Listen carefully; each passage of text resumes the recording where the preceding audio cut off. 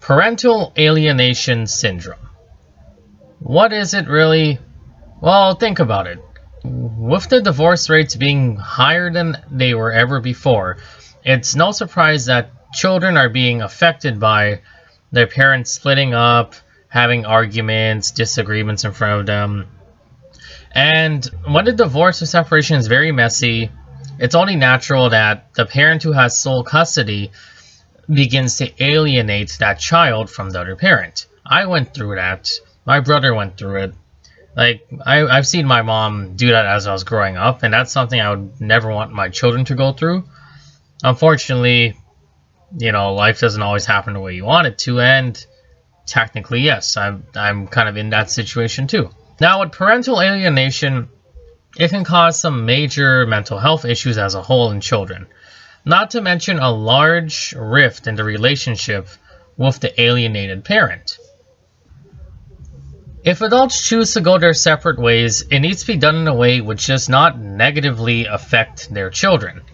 Because it's not fair to them. They grew up until that point of their lives having both of their parents and being raised equally between the both of them. Just because the parents choose to get a divorce and go their separate ways, it shouldn't change the child's relationship with both parents. The well-being of the child should always be taken into consideration when going through a separation or a divorce. You don't want to make situations worse of severe parental alienation. So what exactly is parental alienation syndrome? It's a syndrome that's defined as when a child displays irrational fear or anger towards one parent. These feelings are usually planted by the opposite parent in an attempt to keep their child away from the other parent or make their child like them better. This is a form of psychological manipulation, and I can vouch for that. This is one of the dirtiest manipulations out there, especially when it's a mom or it's a dad and they grew up in the system, so they kind of know how the psychological manipulation works on children because they had to go through it themselves. Doing this is detrimental to a child, their relationship with that other parent, and is highly inappropriate.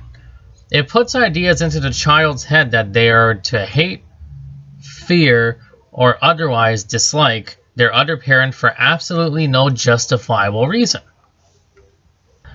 Let's talk the symptoms of parental alienation. As you may imagine or already know, divorce is a messy business, and it becomes 10 times messier when children are involved.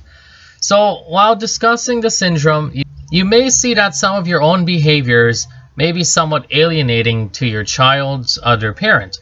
Most parents, no matter how hard they try, they show these behaviors every now and then. But with the correct knowledge, it's important to catch yourself and understand what's happening by doing that.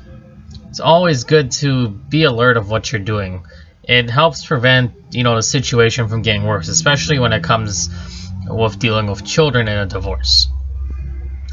In attempting to recognize parental alienation syndrome, you may notice some of the following symptoms. One parent is blaming the other for financial issues or the child not being able to do a certain activity.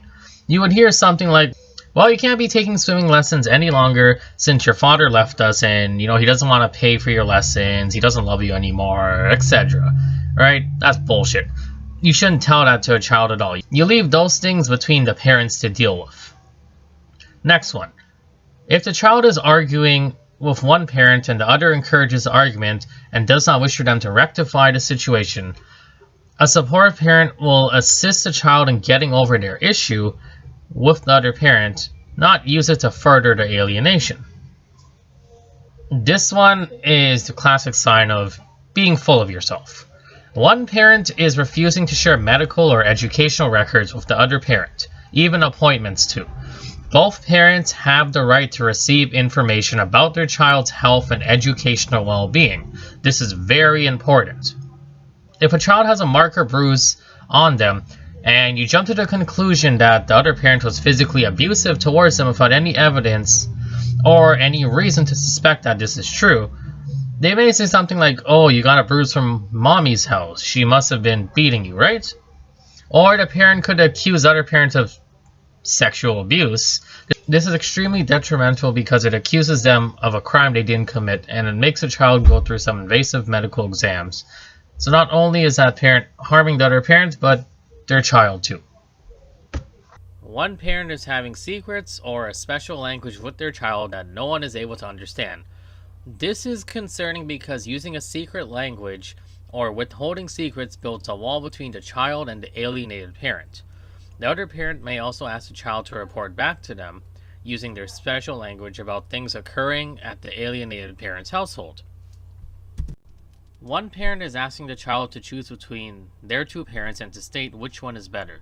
They may say, "Tell me the truth, which house do you like staying at better?" Or, "Who is more fun, mommy or daddy?"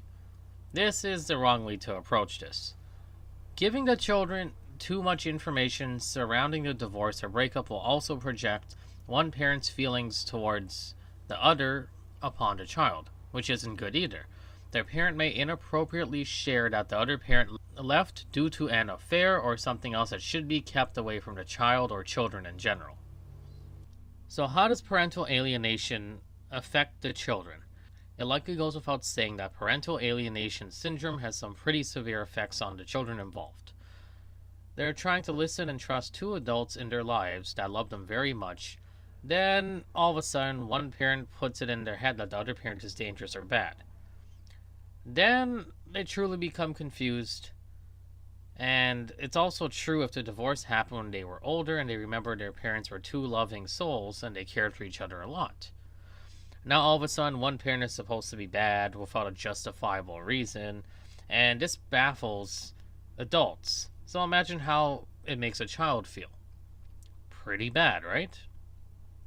This can cause some severe mental illness diagnosis in children, including anxiety, depression, PTSD, some form of trauma probably. It can also cause them to act out in school or in the community, which then gets them in trouble with the law. Like, they can become bullies, or they can start robbing stores, beating up people. The list goes on. They themselves may begin feeling isolated as they do not know which way to turn. They may attempt to run away from their home. They can also cut one parent off completely from contact, thus destroying their relationship with that parent. Then they would grow up with an estranged relationship with one parent, and most likely an abolished relationship with the other parent.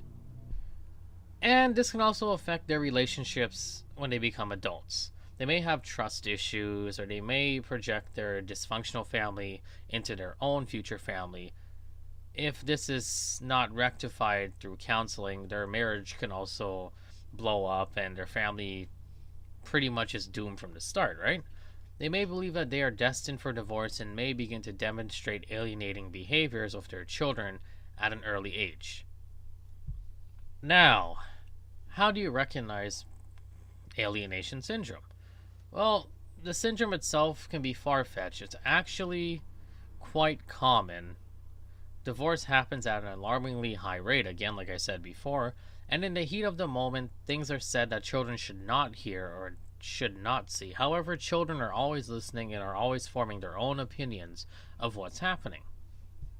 With that being said, it's very important that if you begin to speak negatively about the other parent and you catch yourself, try to stop immediately. If your child hears you saying something inappropriate, be sure to apologize to them and explain that you didn't mean it, that you're just not feeling too well, you're not that happy, and you didn't mean to say those kind of things to them.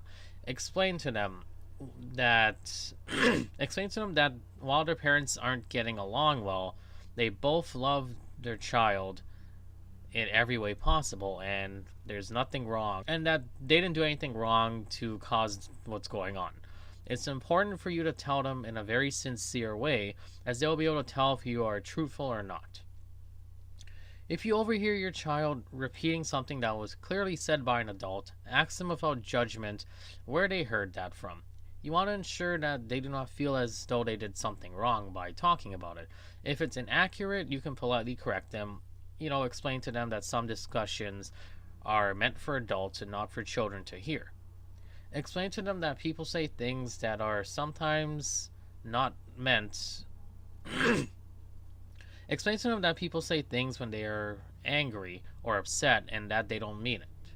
Then reiterate that both parents care very deeply for them and they'll work together to make sure that the child's always cared for.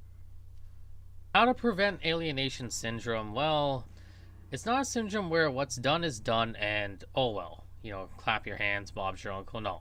Two adults need to learn to work together for the sake of their children until their children become adults. Maybe even after that. It depends. So it's important that the two of them put their differences aside and come together for the sake of the children. It's also important that both parties acknowledge and take responsibility for their actions. If they said things that were hurtful, harmful, not true, it's important to apologize. Both parties need to rebuild trust and honesty with one another. This is something that can be faked. This is something that can't be faked because the children will catch on very fast. Children are a lot smarter than you think. To end off, both parties would likely benefit from some form of counseling, either individual, together, or both. There is convenient, private, and beneficial counseling online that works great for family counseling at companies such as BetterHelp. And at BetterHelp, there are hundreds of licensed therapists that are qualified to help families work through parental alienation syndrome. I'll leave a link in the description box to this website. And, by acknowledging that help is needed, you're taking the first step towards making a better and happier life for your children. Your children should always be your priority. Parents, we don't need to love each other or even like each other for that matter. We simply need to show respect for the person that we decide to create life with. And the children are worth it, and how we act as parents to handle the situations will mold how the child deals with life in their future, and how they deal with confliction too. With that being said, I thank you guys for tuning into this video. Remember to leave a like, comment your opinions, and I'll see you in the next one.